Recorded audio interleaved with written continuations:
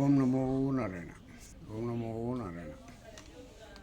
ಈಗ ನಾನು ಏನು ಹೇಳಕ್ಕೆ ಬಂದಿದ್ದೀನಿ ಅಂದರೆ, ನಮ್ಮ ರಾಜ್ಯದ ಮುಖ್ಯಮಂತ್ರಿಗಳಾದಂಥ ಸನ್ಮಾನ್ಯ ಶ್ರೀ ಸಿದ್ದರಾಮಯ್ಯನವರು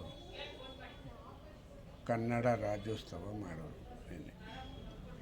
ನಿನ್ನೆ ಕನ್ನಡ ರಾಜ್ಯೋತ್ಸವದಲ್ಲಿ ಏನು ಮಾಡಿದ್ದಾರೆ ಅಂದರೆ 70 ಜನರಿಗೆ ಸಾಧಕರಿಗೆ ಪ್ರಶಸ್ತಿ ನೀಡಿದರು. ಹೆಂಗೆ ಅಂತಂದರೆ, ಕಮಿಟಿ ಏನು ಸೆಲೆಕ್ಷನ್ ಮಾಡ್ತೋ ಅವರಿಗೆ, ಮತ್ತು ಯಾರು ಅಪ್ಲಿಕೇಶನ್ ಹಾಕಲಿಲ್ಲ ಹಂಗೆ ಸೆಲೆಕ್ಷನ್ ಆಗಿದೆ ಅಂತ ಎಲ್ಲ ಖುಷಿಪಟ್ಟರು ಅಂತ ಪತ್ರಿಕೆಗಳಲ್ಲಿ ಹೇಳಿಕೆಯನ್ನು ನೀಡಿದ್ದಾರೆ. 70 ಜನ ಸಾಧಕರಿಗೆ ತುಂಬ ಖುಷಿಯಾಯಿತು. ಆದರೆ ನಾವು ಇವರ ವಿಷಯಕ್ಕೆ ಪ್ರಶಂಸೆ ಮಾಡಿಕೊಂಡ್ರೆ, ಇನ್ನೊಂದು ಎರಡನೇ ವಿಷಯ ಏನಪ್ಪ ಹಂಗಂದರೆ, ಇವರ ಸಂಪುಟ ಪುನರ್ರಚನೆ. ಇವರು ಸಂಪುಟ ಪುನರ್ರಚನೆಯಲ್ಲಿ ಏನು ಮಾಡಿದ್ದಾರೆ ಹೆಂಗಂದರೆ, ಈಗ ಇರೋರನ್ನು ಹಳಬರನಿಗ 15ರಿಂದ 18 ಜನ ಕೈ ಬಿಟ್ಟು ಹೊಸ ಮುಖಗಳಿಗೆ, ಅಂದರೆ ಮಂತ್ರಿ ಯಾರಾಗಿಲ್ವೋ ಅವರಿಗೆ ಹೊಸ ಮುಖಗಳಿಗೆ, ಹೊಸ MLA ಆಗಿರೋಂಥವ್ರಿಗೆ ಕೊಡಬೇಕು ಅಂತ ತೀರ್ಮಾನ ಮಾಡಿದ್ದಾರೆ. ಈ ಸಂಪುಟ ಪುನರ್ರಚನೆಯ ಕಾಂಗ್ರೆಸ್ನ ಆಡಳಿತದಲ್ಲಿ ಹೊಸಬರಿಗೆ ಕೊಟ್ಟಿರೋದು ಇದೇ ಮೊದಲನೇ ಬಾರಿ ಅಂತ ಅನ್ಕೋತೀನಿ. ಮತ್ತು ಇನ್ನೊಂದೇನಪ್ಪ ಅಂದರೆ, ಅಚ್ಚರಿ ಹೇಳಿಕೆಗಳು ಇವೆಲ್ಲ. ಇದು ಪುನರ್ರಚನೆ ಆಗುತ್ತೋ ಇಲ್ಲ ಮುಖ್ಯಮಂತ್ರಿ ಆಗ್ತಾರೋ ಗೊತ್ತಿಲ್ಲ. ಇದು ಒಂಥರ ಮ್ಯೂಸಿಕಲ್ ಚೇರ್ ಆಗಿಬಿಟ್ಟಿದೆ. ಮ್ಯೂಸಿಕಲ್ ಚೇರಲ್ಲಿ ಒಂದು ಮುಖ್ಯಮಂತ್ರಿ ಸಿದ್ದರಾಮಯ್ಯ, ಎರಡನೇದು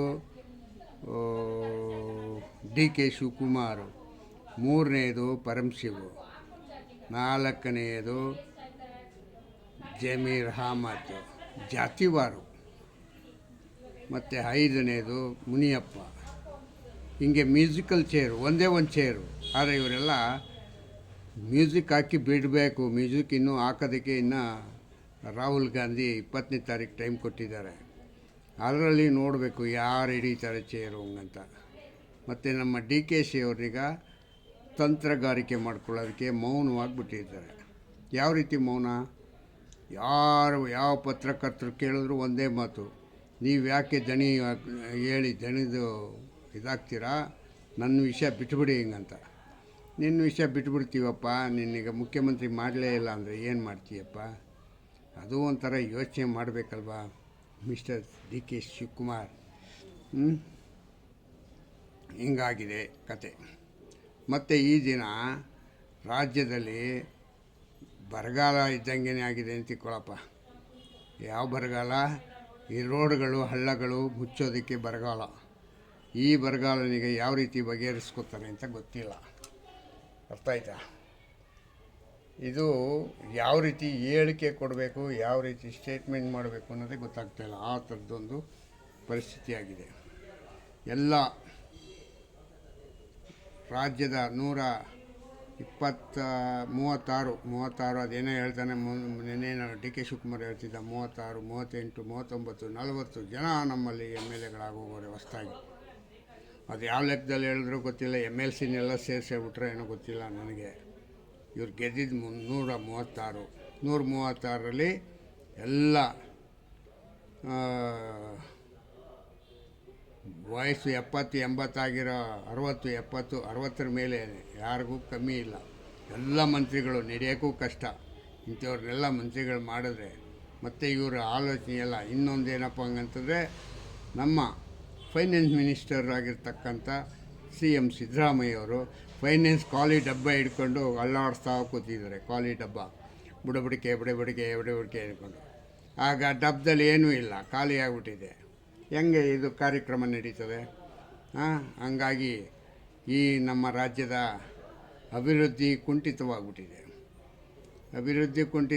ಈ ಕಡೆ ನಮ್ಮ DK ಶಿವಕುಮಾರ್ ಅವರು ಒಂದು ಹೊಸ ಟೆಂಡರ್ ತಗೊಂಡು ಟೆಂಡರಿಗೆ ಪಾಸ್ ಮಾಡಬೇಕು ಅಂತೆಲ್ಲ ಇದನ್ನು ಮಾಡ್ಕೊಂಡಿದ್ರು. ಅದು ಬೇರೆ ಫೇಲ್ ಆಯಿತು. ಈಗ ನೆಕ್ಸ್ಟ್ ಏನು ಮಾಡಿದ್ದಾರೆ, ನವಂಬರ್ 11ರವರೆಗೆ ವಿಸ್ತೀರ್ಣ ಮಾಡಿದ್ದೀನಿ ಅಂತ ಹೇಳಿದ್ದಾರೆ. ಆವಾಗಲೂ ಆಗಿಲ್ಲ ಅಂದರೆ ಏನು ಮಾಡ್ತಾರೆ? ಖಾಲಿ ಡಬ್ಬಕ್ಕೆ ಯಾರು ಅಪ್ಲಿಕೇಶನ್ ಹಾಕ್ತಾರೆ? ನಿಮ್ಮ ಹತ್ರ ದುಡ್ಡೇ ಇಲ್ಲ ಅಂತ ಗೊತ್ತಾಗಿದೆ ಮಿಸ್ಟರ್ DK ಶಿವಕುಮಾರ್. ಮತ್ತು ಇನ್ನೊಂದು ಏನು ಗೊತ್ತಾ ನನಗೆ, ನಿಮ್ಮ ರಾಹುಲ್ ಗಾಂಧಿ ಒಂದು ಒಳ್ಳೆ ಕೆಲಸ ಏನು ಮಾಡಬೇಕು ಅಂದರೆ, ಯಾವುದಾದ್ರೂ ಒಂದು ಗ್ರಾಮೀಣ ಪ್ರದೇಶದಲ್ಲಿ ಎಮ್ ಎಲ್ ಎ ಆಗಿರ್ತಕ್ಕಂಥ ನವ ಯುವಕನಿಗೆ ಮುಖ್ಯಮಂತ್ರಿ ಮಾಡಿಬಿಟ್ರೆ ಅರ್ಥ ಆಯ್ತಾ, ನಿಮ್ಗೆಲ್ಲರಿಗೂ ಚಳ್ಳೆ ಹಣ್ಣಿಗೆ ಆವಾಗ ತಿನ್ನಿಸ್ಬೋದು. ಏನೂ ಗೊತ್ತಿಲ್ಲ ಅವನಿಗೆ, ಅಂಥವನಿಗೆ ತಗೊಂಬಂದು ಏನು ಮಾಡಬೇಕು, ಹೊಸ ಎಮ್ ಎಲ್ ಎನಿಗ ಮುಖ್ಯಮಂತ್ರಿ ಮಾಡಬೇಕು. ಆವಾಗ ನೋಡಪ್ಪ ಈ ಸಮಸ್ಯೆ ಬಗೆಹರಿತದೆ. ಮತ್ತು ನೀವೆಲ್ಲ ಏನಾಗಿದ್ದೀರಾ ಅಂದರೆ ಅವನು ಫೈನಾನ್ಸ್ ಮಿನಿಸ್ಟ್ರು ಅಂತಾರೆ, ಅದೇನೋ 34 ಬಜೆಟು 50 ಬಜೆಟು, ಎಷ್ಟು ಬಜೆಟ್ ಮಾಡಿದ್ರೂ ಅವ್ರಿಗೆ ಬುದ್ಧಿನೇ ಇಲ್ಲ. ಹಂಗಂದ್ರೆ ಏನು ಮಾಡಬೇಕು? ಏನು ಮಾಡಬೇಕು ಹೇಳಿ? ಅದಕ್ಕೇನು ಮಾಡಬೇಕು ಅಂದರೆ ಹೊಸ ಹುಡುಗರು ಫಸ್ಟ್ ಹೊಸದಾಗಿ ಎಮ್ ಎಲ್ ಎ ಆಗಿರೋರ್ನಿಗೆ ನೀವು ಮುಖ್ಯಮಂತ್ರಿ ಮಾಡಿ ಅಂತ ನಾನು ಒಂದು ಸಣ್ಣ ಸಲಹೆ ಕೊಡ್ತೀನಿ. ಆವಾಗ ಏನಾಗುತ್ತೆ, ಇನ್ನೂ ಒಂದು 25-30 ವರ್ಷ ನಿಮ್ಮ ಕಾಂಗ್ರೆಸ್ ಪಕ್ಷಕ್ಕೆ ಅಧಿಕಾರ ಇಟ್ಕೊಳ್ಳೋಕ್ಕೆ ಅನುಕೂಲ ಆಗುತ್ತೆ.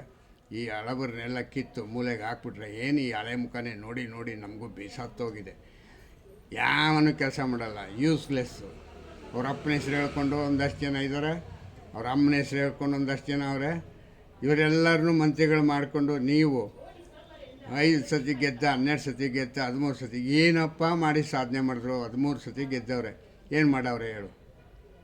ನಿಮ್ಮ ಖರ್ಗೆ ಅವ್ರು ಏನು ಕಟ್ಟಾಕ್ಬಿಟ್ಟು ಹೋದ್ರು ಗುಲ್ಬರ್ಗಕ್ಕೆ? ಏನೂ ಕಡಿಲಿಲ್ಲ. ಅವ್ರ ಮಗ ಬಂದ, ಅವನು ಅದೇ ಕಡಿತಾವನೆ. ಯಾವುದೋ ಅವ್ರ ಅಪ್ಪ ಏನು ಮಾಡಿದ್ನೋ ಸೇಮ್ ಆ್ಯಸ್ ಇಟ್ ಈಸು. ಒಂದು ಒಳ್ಳೆ ಕೆಲಸ ಮಾಡಿದ್ದೀನಿ ಹಿಂಗಂತ ಅವ್ರು ತೋರಿಸ್ತವ್ರ? ಅವರೂ ಇಲ್ಲ. ಮತ್ತು ಇನ್ನೇನಕ್ಕೆ ಇವ್ರನ್ನೆಲ್ಲ ಮುಖ್ಯಮಂತ್ರಿಗಳು ಮಂತ್ರಿಗಳು ಅಂತ ಮಾಡ್ಕೊಂಡಿದ್ದೀರಾ?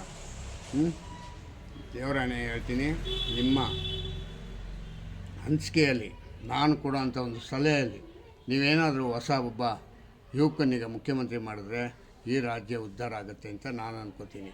ಬಿ ಜೆ ಪಿನಲ್ಲೂ ಅಷ್ಟೇ, ಬಿ ಜೆ ಪಿಲಿ ಮಾಡ್ತಾರೆ ಅವರು, ಇವತ್ತಲ್ಲ ನಾಳೆ ಮಾಡೋದೇ ಹಂಗೆ. ಯಾವುದಾದ್ರು ಹೊಸ ಹುಡುಗನ್ನ ಗೆಲ್ಲಿಸ್ಬಿಟ್ಟು ಅವನ್ನ ಮುಖ್ಯಮಂತ್ರಿ ಮಾಡ್ತಾರೆ ನೆಕ್ಸ್ಟ್ಗೆ. ನಮಗೆಲ್ಲ ಹಿಂದೂಗಳಿಗೆ ಅನುಕೂಲ ಆಗಬೇಕು ಅಂತಂದರೆ ಯುವಕರು ಬರಬೇಕು. ಯುವಕರು ಬಂದರೆ ಏನಾಗುತ್ತೆ ಗೊತ್ತಾ, ಈ ಕಾನೂನು ಆಳು ಮೂಳು ಕಸ ಕಡ್ಡಿ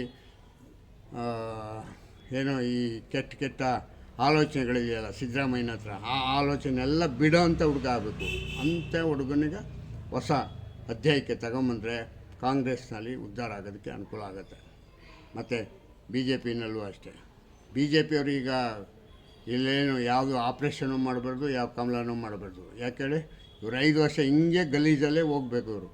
ಆವಾಗಲೇ ನೀವು ನೆಕ್ಸ್ಟ್ ಏನಾಗ್ತೀರಾ, ನೀವು 150-180 ಸೀಟ್ ಗೆಲ್ಬೋದು ನೆಕ್ಸ್ಟು. ಇವರು ಪಕ್ಕ ಹಾಳು ಮಾಡ್ತಾಯಿದ್ದಾರೆ ರಾಜ್ಯನೀಗ. ಇನ್ನೂ ಹಾಳು ಮಾಡೋಕ್ಕೆ ಬಿಡಿ, ಯಾವುದು ಇವ್ರನ್ನ ಆಪ್ರೇಷನ್ ಮಾಡಬೇಡಿ. ಮತ್ತು ಡಿ ಕೆ ಶಿವಕುಮಾರ್ ಕಾಂಗ್ರೆಸ್ಸಿಗೆ ಬಂದರೆ ಬಿ ಜೆ ಪಿಗೆ ಬಂದರೆ ಸೇರಿಸ್ಕೋಬೇಡಿ. ದಯವಿಟ್ಟು ಅವನಿಗ ಸೇರಿಸ್ಕೋತೀನಿ ಅಂತ ಹೇಳ್ಬಿಟ್ಟು ಬಟ್ಟೆ ಮಾಡಿ ಬಿಟ್ಬಿಡಿ, ಪರವಾಗಿಲ್ಲ. ಆದರೆ ಮಾತ್ರ ನೀವು ಇವ್ರನ್ನೆಲ್ಲ ನಂಬಿ ಸರ್ಕಾರ ಮಾಡ್ತೀವಿ ಅಂತ ಅನ್ಬೇಡಿ ಅಂತ ಹೇಳಿ ಬಿ ಜೆ ಪಿಯವ್ರಿಗೂ ಹೇಳ್ತೀನಿ, ಕಾಂಗ್ರೆಸ್ ಅವ್ರಿಗೂ ಹೇಳ್ತೀನಿ. ಕಾಂಗ್ರೆಸ್ನವ್ರಿಗೆ ಹೇಳ್ತಕ್ಕಂಥದ್ದು ಒಂದೇ ಮಾತು, ನವ ಯುವಕನಿಗ ಇದನ್ನು ಮಾಡಬೇಕು. 2 ಸತಿ ಎಮ್ ಎಲ್ ಎ ಆದವನಿಗೂ ಕೊಡಬೇಡಿ, 3 ಸತಿ ಆದವನಿಗೂ ಕೊಡಬೇಡಿ. ಇದನ್ನೀಗ ಒಂದೇ ಸತಿ ಗೆದ್ದು ಒಂದೇ ಸತಿ ಅವನು ಮನೆಯಲ್ಲಿ ಕೂತಿದ್ದವನ್ನ ಕರ್ಕೊಂಬಂದು ಮುಖ್ಯಮಂತ್ರಿ ಮಾಡಿ ಇದಕ್ಕೆಲ್ಲ ಉತ್ತರ ಹೇಳ್ಬೋದು. ಮತ್ತು ಇವ್ರು ಯಾರೂ ಈಗೇನು 10 ವರ್ಷ 5 ಎಲೆಕ್ಷನು 6 ಎಲೆಕ್ಷನ್ ಗೆದ್ದವ್ರೆ, ಅವ್ರಿಗೆ ಯಾರಿಗೂ ಮಂತ್ರಿ ಪದವಿ ಕೊಡಬಾರ್ದು. 1 ವರ್ಷ 2 ವರ್ಷದವರೇ ಮಂತ್ರಿಗಳಾಗಬೇಕು. 34 ಸೀಟ್ನೂ ಹೊಸಬರನಿಗೆ ಮಂತ್ರಿಗಳು ಮಾಡಬೇಕು. ಆವಾಗಲೇ ನೋಡಿ ನಿಮ್ಮ ಸರ್ಕಾರ ಮತ್ತು ನಿಮ್ಮ ಕಾಂಗ್ರೆಸ್ನ ಚಲಾವಣೆಗೆ ಆಗೋದು, ಮತ್ತು ಜೀವ ಉಳೀತದೆ. ಇಲ್ಲ ಅಂದರೆ ಇವ್ರನಿಗೆ ಇಟ್ಕೊಂಡ್ರೆ 3 ಎಮ್ ಎಲ್ ಎ ಗೆಲ್ಲಿಸ್ಕೊಳ್ಳೋ ಯೋಗ್ಯತೆ ಇಲ್ಲ ಇವ್ರಿಗೆ. ಅವನು ಡಿ ಕೆ ಶಿವಕುಮಾರ್ ಆಗಿದ್ದಕ್ಕೆ ಎಲ್ಲ ರಾಜ್ಯನೆಲ್ಲ ಸುತ್ತಿ ಕಾಸಿಲ್ದಿದ್ದವರು ಕಾಸು ಕೊಟ್ಟು ಗೆಲ್ಲಿಸ್ಕೊಂಡು ಕರ್ಕೊಂಡು ಬಂದ. ಅವನ್ನೂ ಮಾಡಲಿಲ್ಲ ನೀವು. ಇದೆಲ್ಲ ಆಲೋಚನೆ ಮಾಡಿ ಮುಂದೆ ನಾನು ಹೇಳ್ತಕ್ಕಂಥ ಸಲಹೆಗಳು ಎಷ್ಟು ನಾನು ಸರಿನೋ ತಪ್ಪೋ ಗೊತ್ತಿಲ್ಲ, ನನಗೆ ಗೊತ್ತಾಗಿದ್ದನಿಗೆ ಹೇಳಿದ್ದೀನಿ. ಮತ್ತು ನೀವು ನನ್ನ ಚಾನಲ್ಗೆ, ನನ್ನ ಯೂಟ್ಯೂಬ್ ಚಾನಲ್ ಹೊಸದು ಇದು, ನೀವೆಲ್ಲರೂ ಕರ್ನಾಟಕದ ಸಮಸ್ತ ಕನ್ನಡಿಗರಿಗೆ 108 ನಮಸ್ಕಾರಗಳು. ನನ್ನ ಚಾನಲ್ಗೆ ಸಬ್ಸ್ಕ್ರೈಬ್ ಮಾಡಿ ಮತ್ತು ಶೇರ್ ಮಾಡಿ, ಹಿಂಗಾರು ಮಾಡಿ ನನ್ನ ಶೇರ್ ಮಾಡಿ. ನನ್ನ ಪತ್ರಿಕೋದ್ಯಮದ ಮತ್ತು ಯೂಟ್ಯೂಬ್ನ ಕನಸಿನಿಗೆ ನೆನೆಸು ಮಾಡಿ ಹಿಂಗಂತ ಕೇಳ್ಕೊತೀನಿ. ಯಾರ್ಯಾರನೋ ಮಾಡಿದ್ದೀರೋ ನನ್ನೂ ಒಬ್ಬನ ಮಾಡಿ. ನಾನು ನನ್ನ ಕೈಯಲ್ಲಾಗಿದ್ದನ್ನು ನನ್ನ ಇಳಿ ವಯಸ್ಸಿನಲ್ಲಿ ನಾನು ನಿಮಗೆ ಒಂದಷ್ಟು ಸೇವೆ ಮಾಡ್ತೀನಿ. ಮತ್ತು ನಿಮಗೆಲ್ಲರಿಗೂ ಹೊಸ ಗಮನ, ನನ್ನ ಆಲೋಚನೆ ಈಗ ನಿಮ್ಗೆ ಹೇಳ್ತೀನಿ ಅಂತ ಜೈ ಹಿಂದ್, ಜೈ ಕರ್ನಾಟಕ ಮತ್ತು ಓಂ ನಮೋ ನಾರಾಯಣ. ಒಂದು ಸತಿ ಸಬ್ಸ್ಕ್ರೈಬ್ ಮಾಡಿ, ಶೇರ್ ಮಾಡಿ. ಓಂ ನಮೋ ನಾರಾಯಣ.